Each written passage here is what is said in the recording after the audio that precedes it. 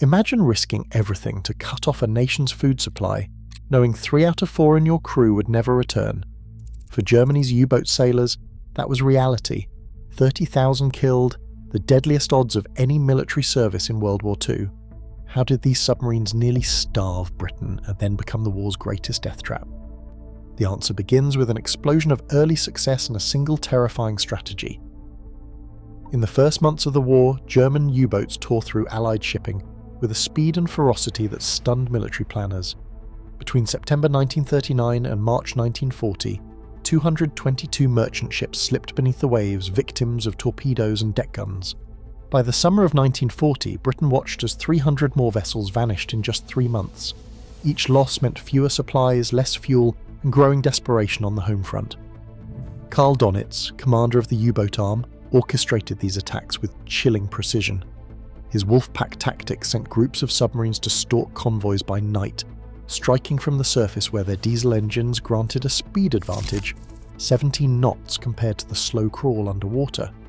Convoy escorts, stretched thin and lacking effective detection tools, found themselves outmaneuvered and outgunned.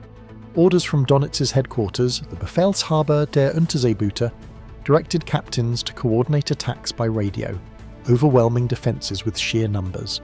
The Atlantic became a graveyard for merchant sailors. As spring 1941 approached, British food reserves dwindled to just 6 weeks. The government rationed bread and oil, and rumours spread of empty shelves.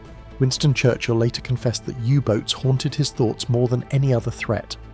The early success of the U-boat campaign sent a clear message: unless something changed, Britain could be starved into surrender by unseen hunters beneath the waves.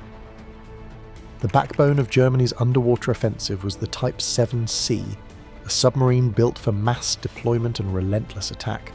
Shipyards across the Reich delivered 568 of these boats, rolling them off the slips with a precision that mirrored the urgency of the campaign.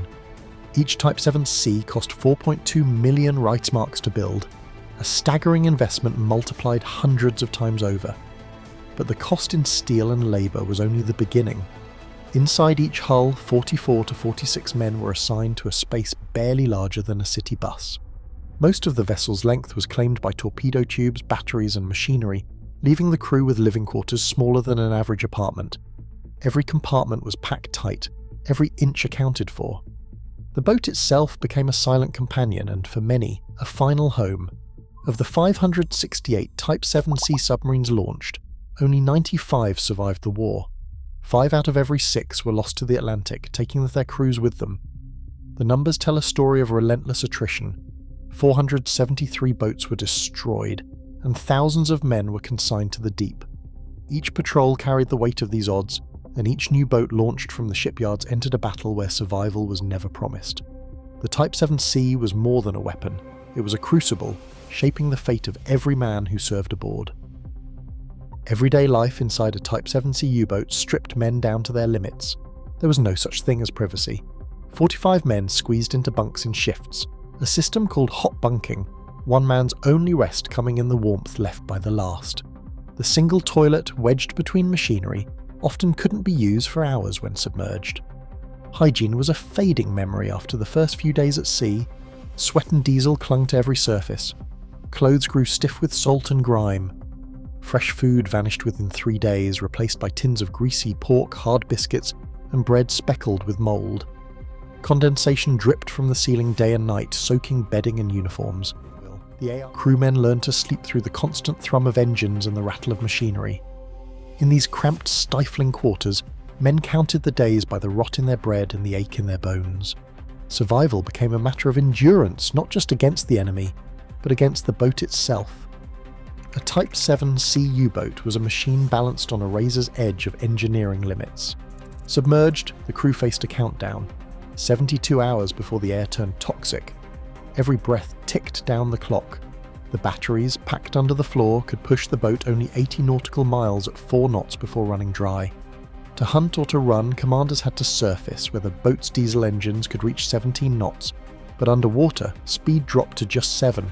The surface meant speed and fresh air, but also exposure to patrol aircraft and escort warships.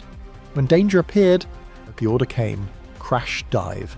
In a frantic 25 to 30 seconds, the crew scrambled to seal hatches and drive the boat below the waves. But the ocean was unforgiving. The hull was rated for depths of 220 metres, yet many boats went down far deeper, crushed by the pressure. There was no escape if the hull failed. The U-boat's strength was also its greatest weakness, a thin shell of steel holding out the sea for as long as engineering and luck allowed. A Type VII C U-boat carried 14 torpedoes into battle, each one costing 250,000 Reichmarks. These were the boat's primary weapons, but they came with a hidden risk. Early in the war, nearly 40% of their torpedoes failed to detonate or missed their mark entirely. Faulty magnetic detonators meant that even a perfect shot could end with a harmless thud against a hull. Commanders, already operating in darkness and silence, watched in disbelief as ships escaped destruction because of technical flaws. The frustration ran deep, especially after a careful approach and a clean shot led to nothing. Torpedoes were not just unreliable, they were everywhere. Some were stored under the floor plates, others wedged into the crew's cramped quarters. Every inch of space was packed with high explosives, leaving little room for comfort or movement. The deck gun, once valuable for finishing off crippled ships or attacking unescorted freighters, became a liability as Allied air patrols increased. Surfacing to fire exposed the boat to aircraft and escort ships. By 1943, using the deck gun was almost a death sentence. The very weapons meant to give U-boats their edge now threatened their crews with every malfunction and every risky attack. By 1943, the balance in the Atlantic began to tilt. Allied scientists and engineers rolled out centimetric radar, invisible to German detectors, letting patrol planes spot U-boats on the surface through darkness and fog. Cryptanalysts at Bletchley Park cracked the latest Enigma codes, feeding convoy routes away from waiting wolfpacks. Long-range B-24 Liberators closed the last open stretches of ocean, hunting submarines far from land. Destroyers armed with Hedgehog launchers fired deadly spreads of contact-fused mortars. HFDF radio direction finders, nicknamed Huff Duff, tracked U-boat transmissions to pinpoint their location.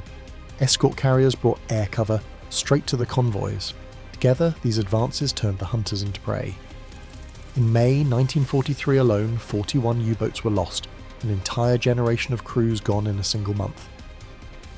As the war dragged on, the U-boat force began to unravel from within. New recruits, some as young as 17, were rushed through only 4 months of training, a fraction of the time their predecessors received. Patrols that once relied on seasoned hands now left port with crews who barely knew their stations. Donitz had calculated that victory required 300 operational boats at sea, but Germany never managed more than 140 at a time. The long-promised Type 21 super submarines arrived too late to matter. In the final years, 9 out of 10 U-boats sent on patrol never returned. Each launch became an act of desperation, fueled by dwindling hope and costly miscalculations. The sacrifice of 30,000 U-boat crewmen stands as a stark reminder. Control of the sea is never guaranteed, and the true cost of blockade warfare is measured in lives, not just tonnage. Share your thoughts below.